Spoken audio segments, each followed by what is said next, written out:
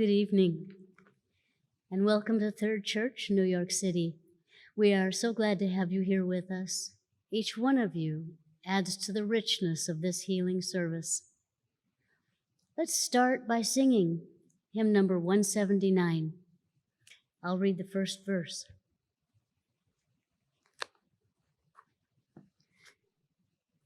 Love one another, word of revelation. Love frees from error's thrall. Love is liberation. Love's way the Master trod. He that loves shall walk with God. Love is the royal way. Hymn number 179.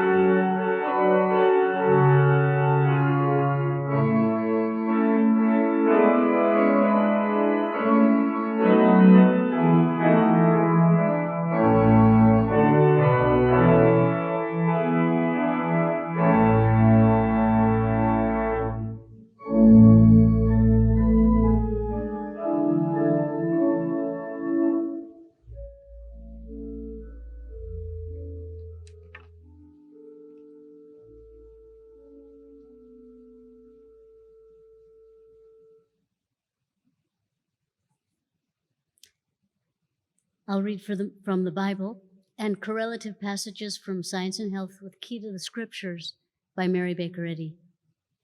This week's readings were inspired by thoughts on heavenly love governing all nations.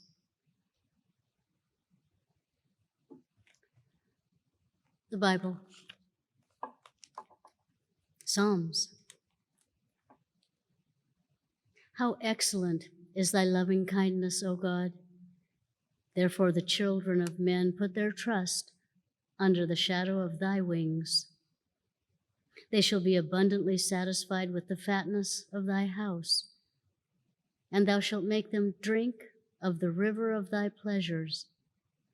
For with thee is the fountain of life. In thy light shall we see light. O continue thy loving kindness unto them that know thee, and thy righteousness to the upright in heart. He loveth righteousness and judgment. The earth is full of the goodness of the Lord. Deuteronomy. He doth execute the judgment of the fatherless and widow, and loveth the stranger, in giving him food and raiment. In that I command thee this day to love the Lord thy God, to walk in his ways, and to keep his commandments, and his statutes, and his judgments, that thou mayest live and multiply. And the Lord thy God shall bless thee in the land whither thou goest to possess it. Exodus. Moreover, thou shalt provide out of all the people able men, such as fear God, men of truth, hating covetousness, and place such over them to be rulers of thousands, and rulers of hundreds, rulers of 50s, and rulers of 10s. Psalms. The Lord trieth the righteous, but the wicked and him that loveth violence, his soul hateth. Job. Shall even he that hateth right govern? And wilt thou condemn him that is most just? Isaiah.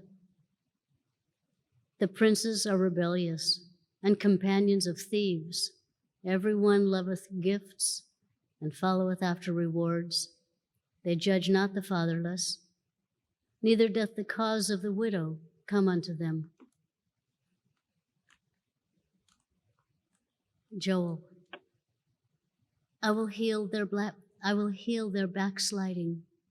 I will love them freely, for mine anger is turned away from him. Jeremiah.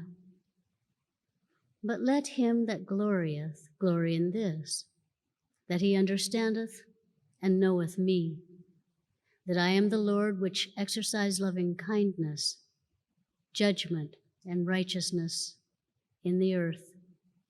For in these things I delight, saith the Lord. Deuteronomy. And now, Israel, what doth the Lord thy God require of thee, but to fear the Lord thy God, to walk in all his ways, and to love him, and to serve the Lord thy God with all thy heart and with all thy soul. John. For God so loved the world that he gave his only begotten Son, that whosoever believeth in him should not perish, but have everlasting life.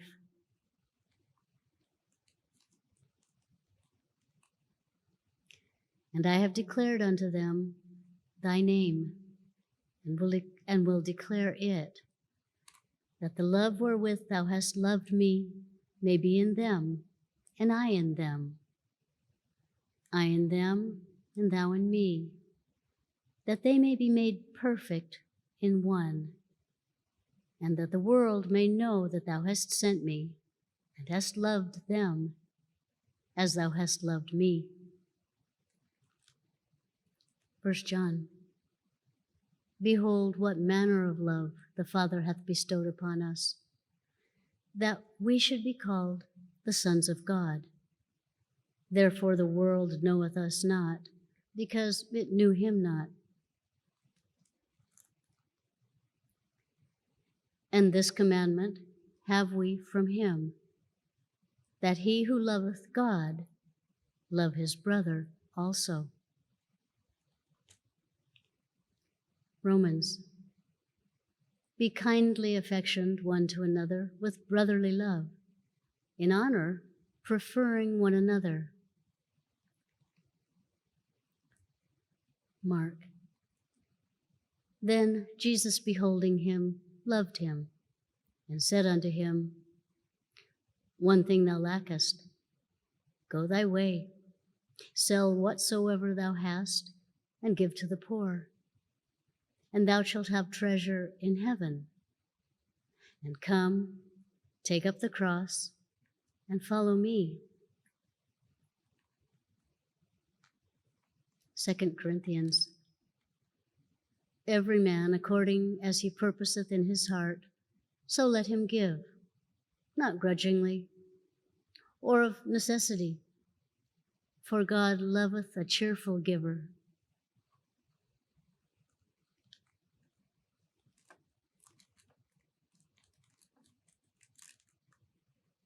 1 John. He that loveth not knoweth not God, for God is love.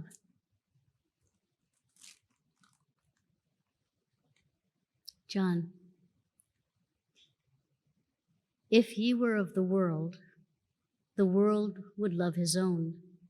But because ye are not of the world, but I have chosen you out of the world, therefore the world hateth you. If the world hate you, ye know that it hated me before it hated you.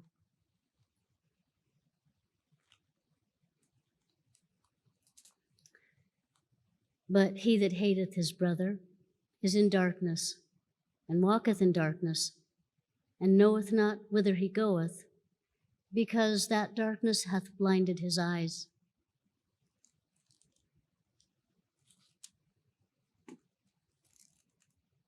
First John.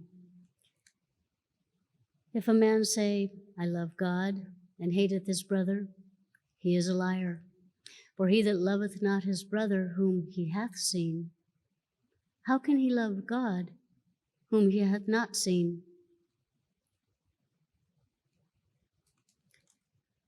Whosoever hateth his brother is a murderer, and ye know that no murderer hath eternal life abiding in him. 1 Peter. Seeing ye have purified your souls in obeying the truth, through the Spirit unto unfeigned love of the brethren, see that ye love one another with a pure heart fervently.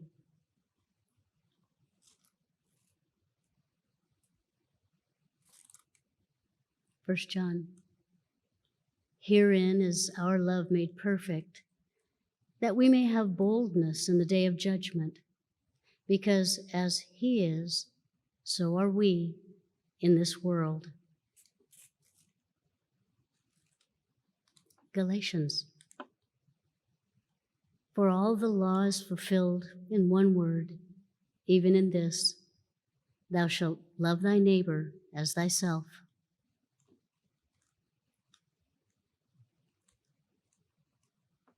John.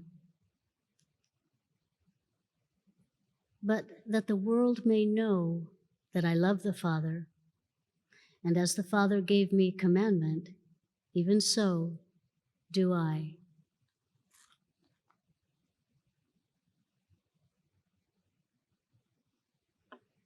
And from the Science and Health.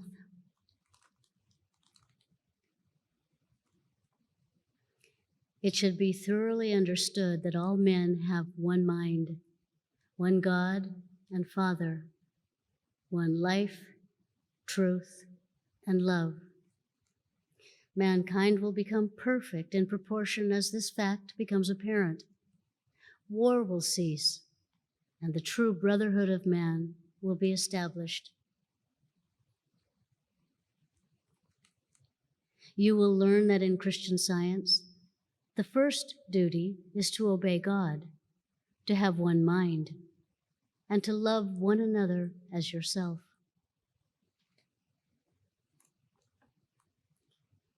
Divine love always has met and always will meet every human need. It is not well to imagine that Jesus demonstrated the divine power to heal only for a select number or for a limited period of time, since to all mankind and in every hour, divine love supplies all good.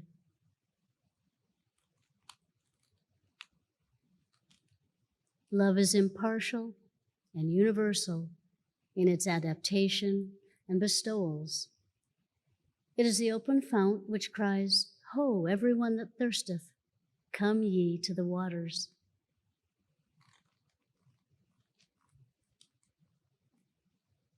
The rich in spirit help the poor in one grand brotherhood, all having the same principle or Father.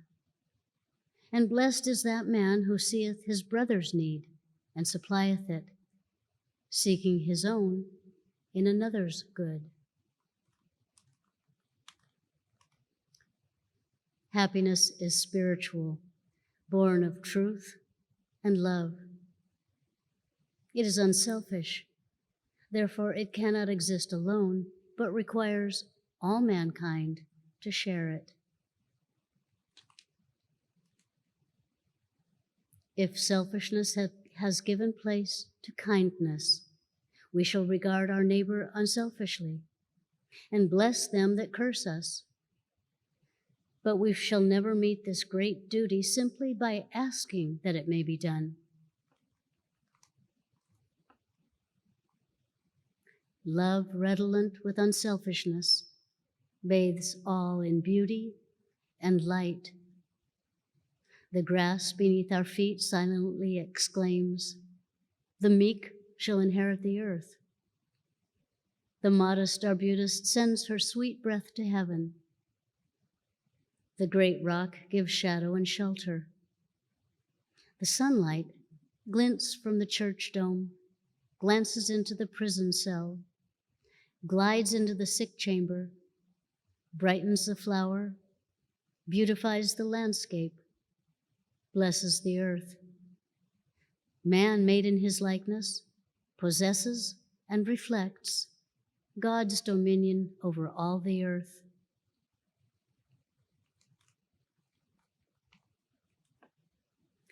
Nature voices natural, spiritual law and divine love. But human belief misinterprets nature.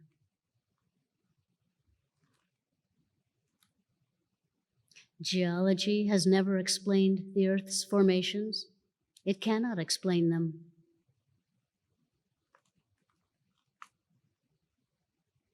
The definitions of material law, as given by natural science, represent a kingdom necessarily divided against itself, because these definitions portray law as physical, not spiritual.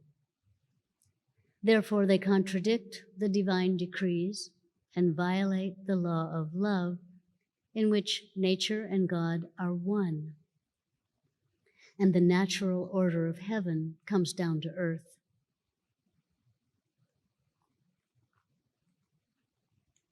The material so-called gases and forces are counterfeits of the spiritual forces of divine mind, whose potency is truth, whose attraction is love, whose adhesion and cohesion are life, perpetuating the eternal facts of being.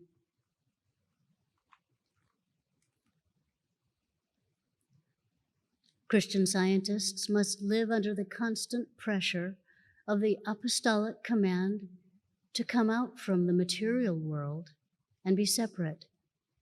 They must renounce aggression, oppression, and the pride of power. Christianity, with the crown of love upon her brow, must be their queen of life.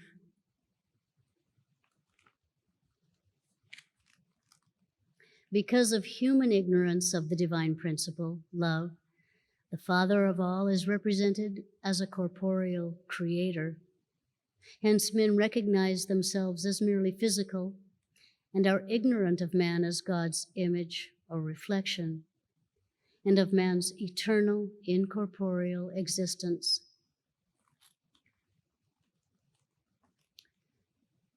The Jewish tribal Jehovah was a man-projected God, liable to wrath, repentance, and human changeableness. The Christian Science God is universal, eternal, divine love, which changeth not, and causeth no evil, disease, nor death. Jesus' life proved divinely and scientifically that God is love, whereas priest and rabbi affirmed God to be a mighty potentate who loves and hates. The Jewish theology gave no hint of the unchanging love of God. People go into ecstasies over the sense of a corporeal Jehovah, though with scarcely a spark of love in their hearts. Yet God is love. And without love, God, immortality cannot appear. Truth, not error. Love, not hate. Spirit, not matter, governs man. The understanding, even in a degree, of the divine all-power destroys fear and plants the feet in the true path, the path which leads to the house built without hands, eternal in the heavens. Human hate has no legitimate mandate and no kingdom.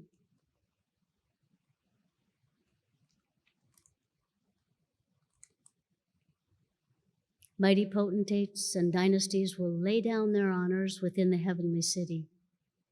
Its gates open towards light and glory, both within and without. For all is good, and nothing can enter that city which defileth or maketh a lie.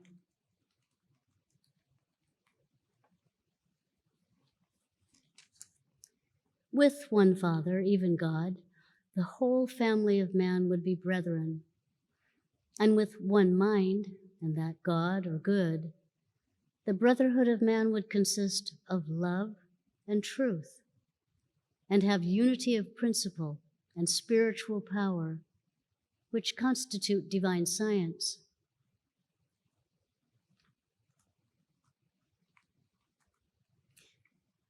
Clad in the panoply of love, human hatred cannot reach you. The cement of a higher humanity will unite all interests in the one divinity.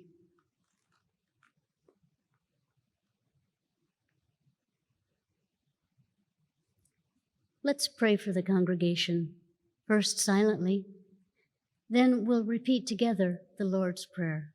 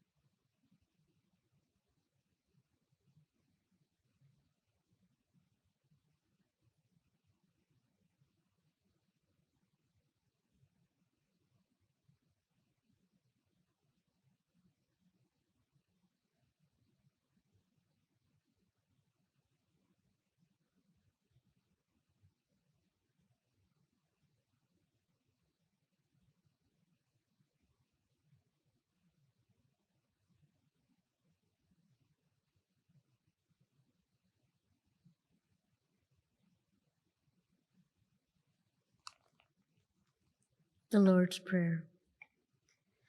Our Father, which art in heaven, hallowed be thy name. Thy kingdom come. Thy will be done in earth as it is in heaven. Give us this day our daily bread, and forgive us our debts as we forgive our debtors. And lead us not into temptation, but deliver us from evil. For thine is the kingdom, and the power, and the glory forever.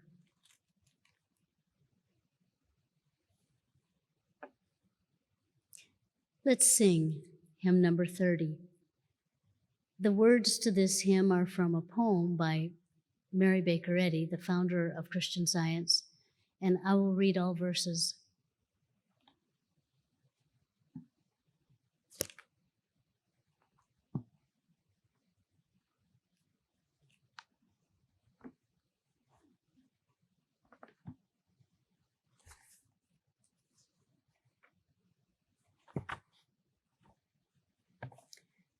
Brood o'er us with thy sheltering wing, 'neath which our spirits blend, like brother birds that soar and sing, and on the same branch bend.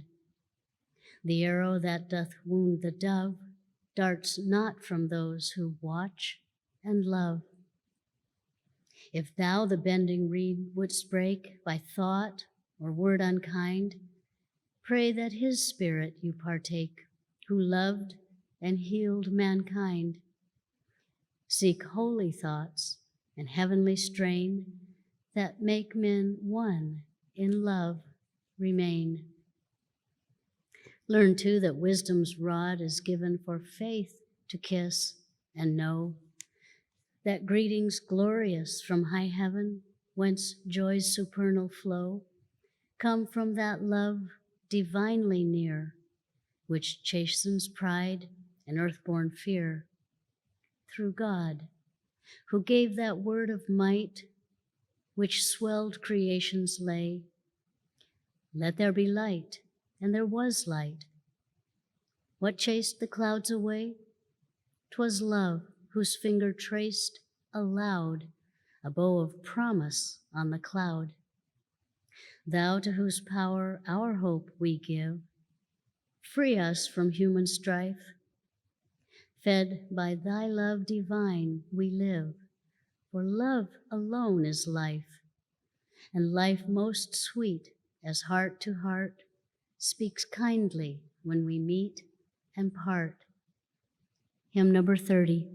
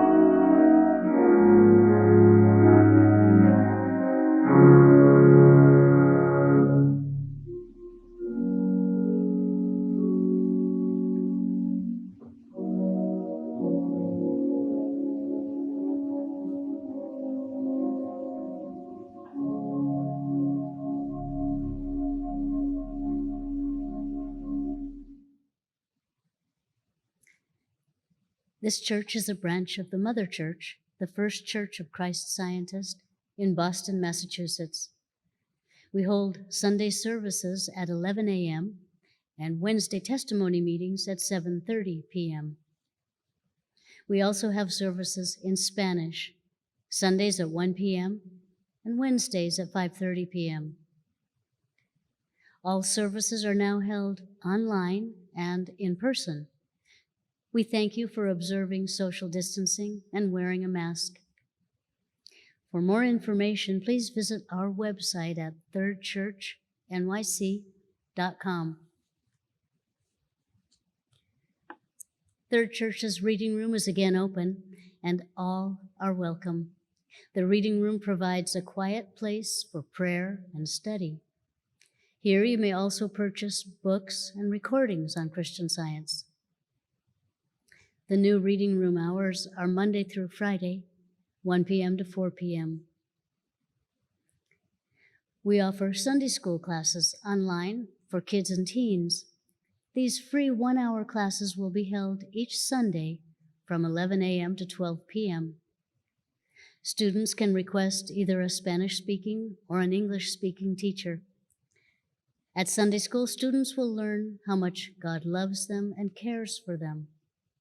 They will also learn about the Bible characters and lessons and the healing power of truth.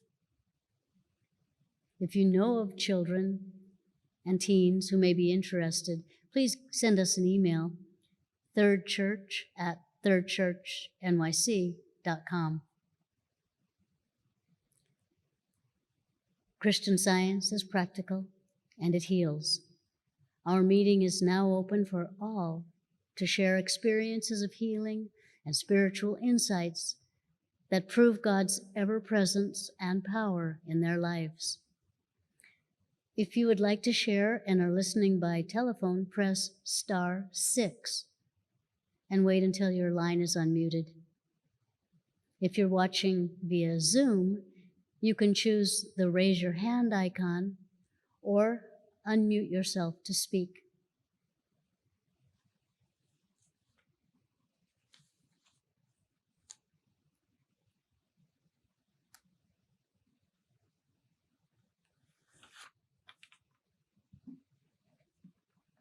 Thank you for your readings. Christian Science is practical, and I think sometimes I forget how practical Mrs. Eddy actually was. On the JSH website, there is now a biography of Mrs. Eddy, and I've only read the Peel books. I've not read any of the other biographies. And there's an appendix about which includes some of Mrs. Eddy's healings that aren't generally known. And one of the early healings was right after the discovery, was she went to a little girl's house who couldn't move, who couldn't walk. And she spent, I don't know, I don't want to misrepresent, but something like 10 minutes with her. And she said, now get up and walk around the room. And now walk around the room back and forth 7 times. Now stamp your foot. Okay, see you later, or something like that. And I think we sometimes get so lost in the abstract spirituality that we forget that Mrs. Eddy really expected healing. She expected this girl to walk, to be able to stamp her foot, and to get on with it. And she wanted to see that before she left. And that made an impression on me. I'd like to express gratitude for Mrs. Eddy's hymns. She says that we should sing them frequently and that they spiritualize thought. And it took me a while in Christian Science to really appreciate the hymns. They just sort of seemed like sentimental Victorian poems. But eventually, and I don't know how or why, but eventually I started to work with them. And certainly there are other hymns in the hymnal which spiritualize thought. There's no question about that. The text does. The music may or may not, depending upon the composer. But the text spiritualizes thought, and we have so many things in Christian Science that do that. The Lord's Prayer, the 23rd Psalm, the definition of God. and we all have our favorite things to turn to. But I have to say that when nothing seems to be stirring in my thought, I go to Mrs. Eddy's hymns, and they never leave me where they found me. And when I go to Mrs. Eddy's hymns, I often go to all of them.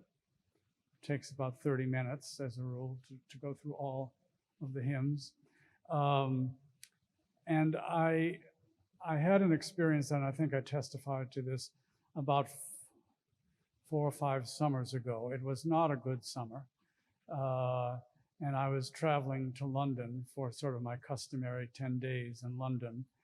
And when I got to the airport, not really feeling like going, but it had all been arranged for a long time, I got to the counter, and she said, "Oh, just a minute." And she went away, and then she brought a man, and they said, and about 5 minutes later, she said, "Well, you've canceled your ticket." And I had a very large suitcase and my passport and everything. I said, "Why would I be here if I had canceled my ticket?" "Well, you canceled it." Did the travel agent cancel it?" I said, "I just spoke to her on Friday. She didn't indicate to me that she had canceled my ticket." "Well, give her a call." And I said, "Well, it's Sunday at 6. I think that the call is not going to be answered." So I found a number and blah, blah, blah, blah. They couldn't do anything. It took about an hour. Good thing I was early. And some lovely woman said, "Oh, okay, I see what's wrong." And she got my ticket. She did reject my request for business class for my trauma. She said, "No, if you give me $400, you can have business class." I said, "No, thank you." So the trip was not starting off well at all. And I wasn't really that eager to go. But as the dawn started coming up in the east, I opened my window, a shade in the plane, and I variously looked at the sunrise and worked with all of Mrs. Eddy's hymns. And it took quite a while. I can't sleep on the plane, so I needed something to do. And I really felt a change in my whole attitude. And when the plane landed, every single thing was harmonious. I got to the hotel earlier, but they said, "Oh, your room is ready just now," and I went up and all that kind of thing. Now, I don't know if that was because of my working with Mrs. Eddy's hymns, but it certainly allowed me to expect good and to expect harmony.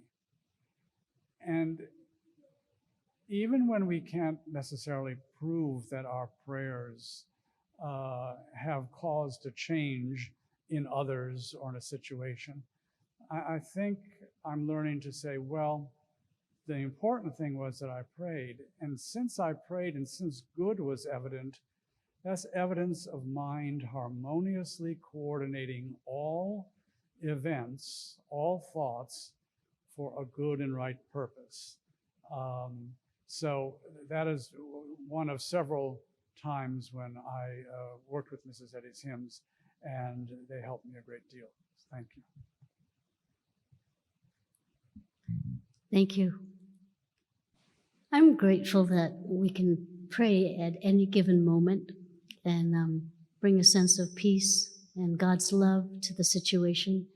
I remember hearing a practitioner and teacher say a fire engine went by, and he closed his eyes gently, and then he opened them and he said, "God's already there."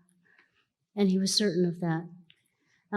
I was in San Francisco riding the train, and on the trains, all the seats face forward, and I was near the front of the car facing forward. And a man got on to beg for money, and he had a little speech he had worked out. And as he came, he went from car to car, and as he came to the front of my car, I closed my eyes, and I prayed, and I listened for what God knew about this man. And I saw him as the Son of God, loved, living in abundance, having everything he needed. And in the middle of his memorized speech for money, he stopped.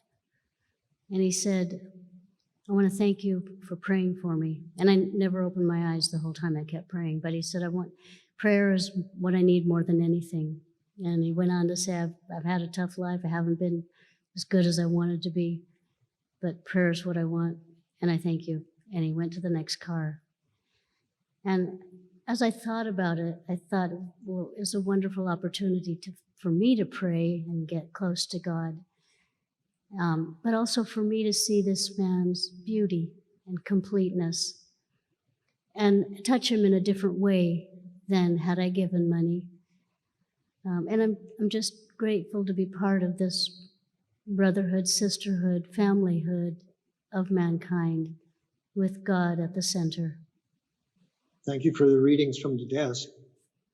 I read an article in periodicals a few weeks ago, and it was an article by a person that had become a Christian Science practitioner. And the person was talking about how he came to become a Christian Science practitioner. And when he was contemplating, he thought to himself, and said, well, I'd like to be a healer. I'd like to be a practitioner, but then I'd have to think about God all the time.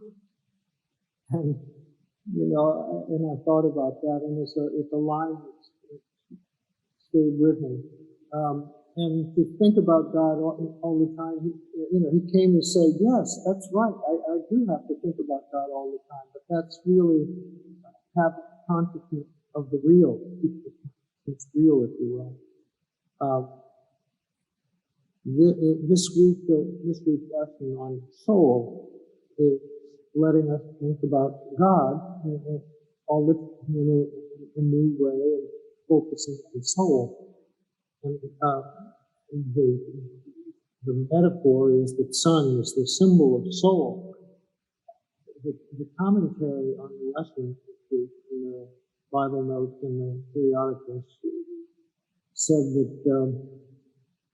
you don't see the sun referred to as much in the Old Testament and the New because they were very concerned about avoiding the path of pagan worship of the sun.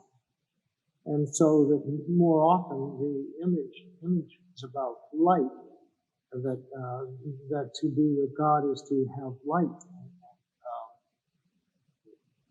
and consciousness. Light is a sort of metaphor for understanding. It's clear, you can see. You mentioned this before, but in the definition of God, in the glossary of Science and Health, it talks about God as being the all-seeing. Well, in our human sense of seeing, what we need to see is light.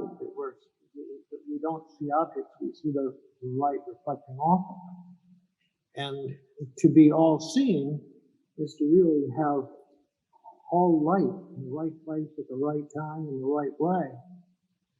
And that's a quality of God, to have the right ideas and the right understanding at all times, in all places, and in the right way.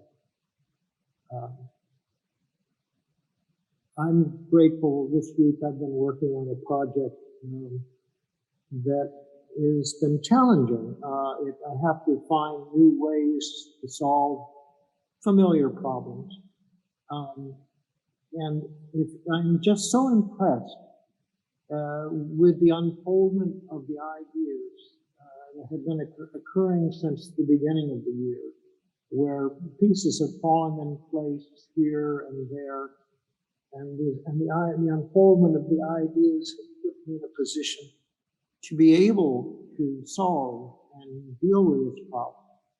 And that is a very great harmony, a very great gratification to see harmonious unfoldment of ideas. And I know that's Emmanuel, or God with us. And I'm very happy to testify to that unfoldment. Thank you. I am grateful for God's love. whenever I am having a very tough night with fear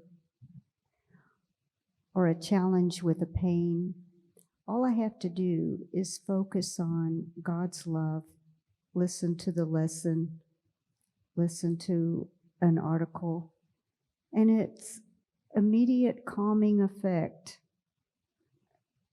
is very present, and immediately pain leaves, fear leaves. And I'm very grateful that God looks at the heart of mankind and sees his reflection. Thank you for your readings, and I'm grateful for the Bible lesson. Thank you. And thanks to all of you for your testimonies and your prayerful presence during this service. Let's conclude by singing hymn number 157.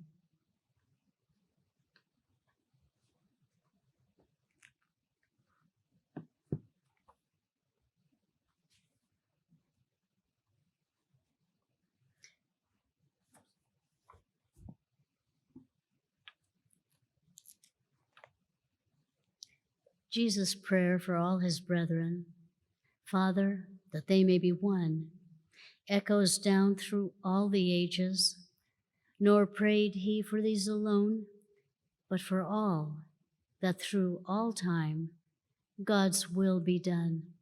Hymn number 157.